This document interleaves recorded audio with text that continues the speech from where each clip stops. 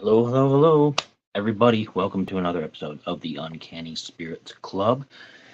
And this is the last so far of my latest batch of Pick Six beers that I've had. It took a little while to get to this one.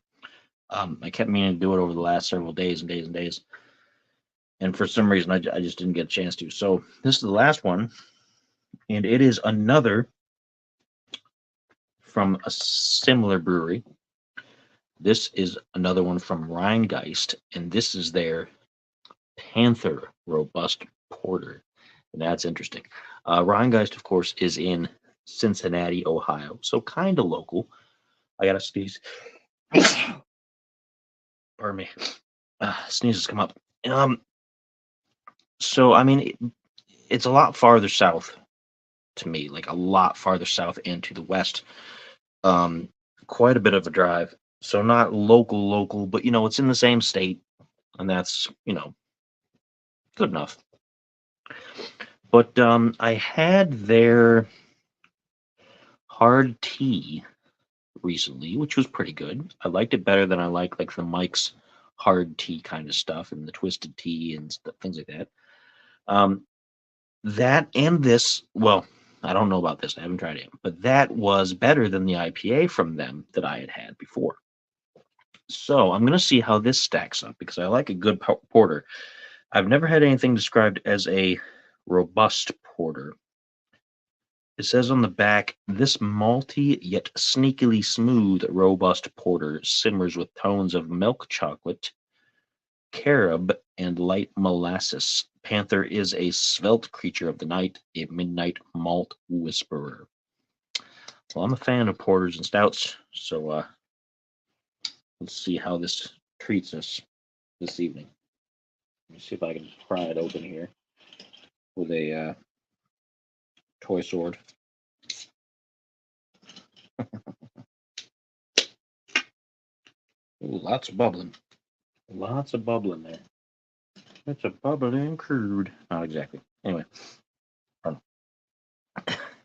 I haven't been feeling good the last few days. Today I'm feeling a little bit better. I'm still kind of out of it, but I'm mostly doing good. Um, so we're gonna have this, and then I'm probably gonna have some ibuprofen, but to keep making sure I don't have a fever.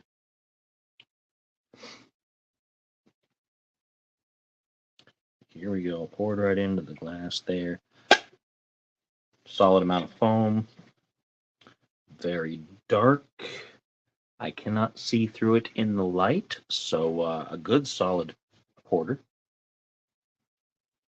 Smells stout and portery. We'll give it a minute to settle here. Not a full minute, of course, but just a few seconds here to settle. And so far, I mean, if this ends up being pretty good, then I can imagine that they do a lot of things good except for their IPAs. And that IPA situation is probably just me. I probably just don't like it. And it's probably fine. A lot of people probably do like it because they clearly know their other drinks. They made the tea very well. I'm not usually a fan of those kind of a drink, but those kind of a drink, those kinds of drinks would be the more grammatic way to say that. I don't know. I'm all over the place. Like I said, I haven't been feeling well. Um, but I have some high hopes for this. I don't know how it's going to stack up against like Guinness or something else, but let's see how it goes.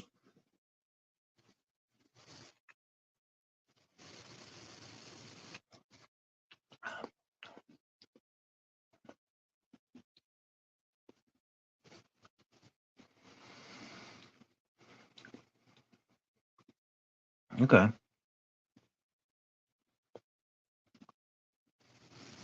It's not too impressive on first sip. It gets better as it settles. It definitely settles into a very dark chocolate cacao kind of zone. Not too bad though, not too bitter. There isn't any sweetness to that though. Like there's almost no sweetness to it. It's just I don't mean that in a way that's kind of like, oh man, it's not the opposite of sweet. It's not like sour or bitter. It's very porter, but it doesn't have a lot of excess infusion of flavors, which is probably all right. I mean, if you just want a good porter or a good solid dark beer. This will probably hit the spot. I do like the dark chocolate bitterness. It's not really bitter per se. It's just the almost like a flavorless, which makes it sound bad again. But it's like when you get chocolate that isn't sweet, which exists. It's like baking chocolate and things, which you wouldn't think on its own tastes real good. But in this, it does okay. In this, it's fine. Let's take another drink and see how it goes second time on the palate.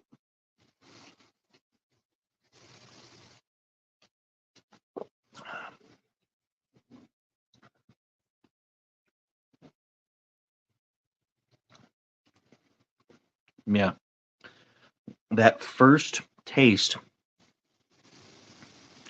not much happens. It's just like a basic, uninspiring, unimaginative porter. But as it settles, that chocolate feel definitely starts falling along the bottom of the jaw there and around the underside of the tongue, hitting some of those taste buds that you don't hit first glance. That they are kind of on the underside there, and it's decent. It's a bit of a sleeper, but I like it. Is it the best porter I have ever had? No, not really. I do like, believe it or not, as much as I rail against things that are sweet because I don't like things that are too sweet. I think this could do with a little bit more sweetness, just a little, just a tint, not a lot, but just a little bit to kind of bring out some of that chocolatey flavor, which is not an added flavor. Like they didn't add chocolate to it and things like that to make it taste chocolatey. It just naturally has that because some porters do. Like Guinness has that if you get a good one. Um, and I think a little bit of extra sweetness would help this, just a smidge. But all in all, it's pretty solid. It's pretty average.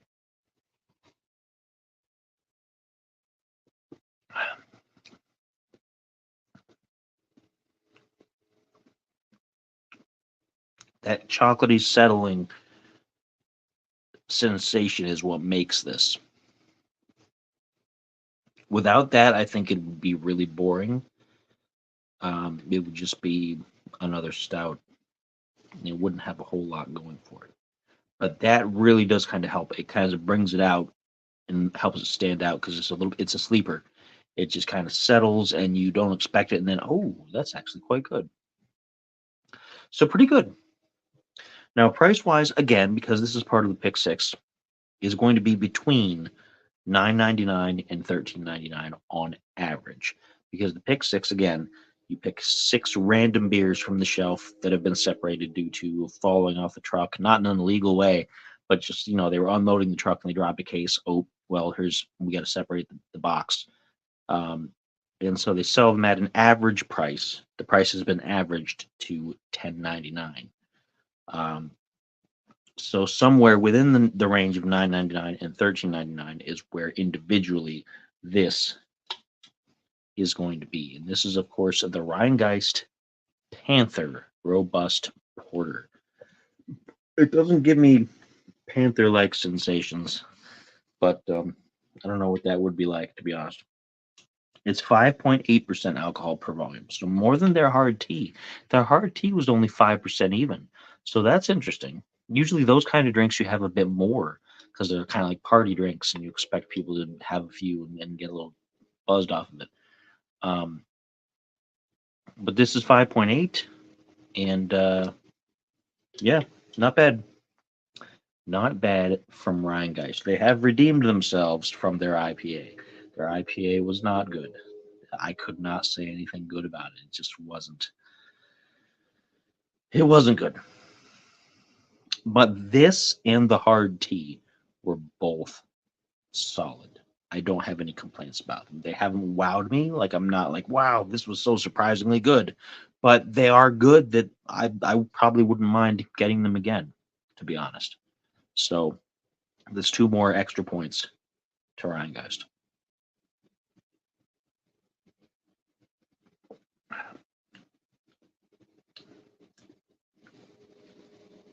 And that settling flavor, that chocolate sensation, is really good.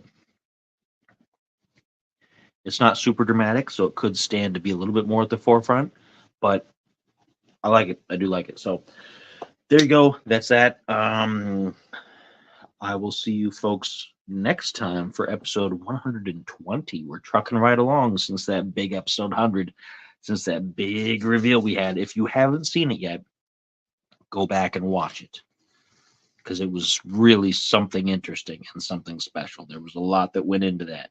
So, but yeah, 120 coming up next. I don't know what I have planned for that. Just keep an eye out and we'll find out. Until then, of course, cheers.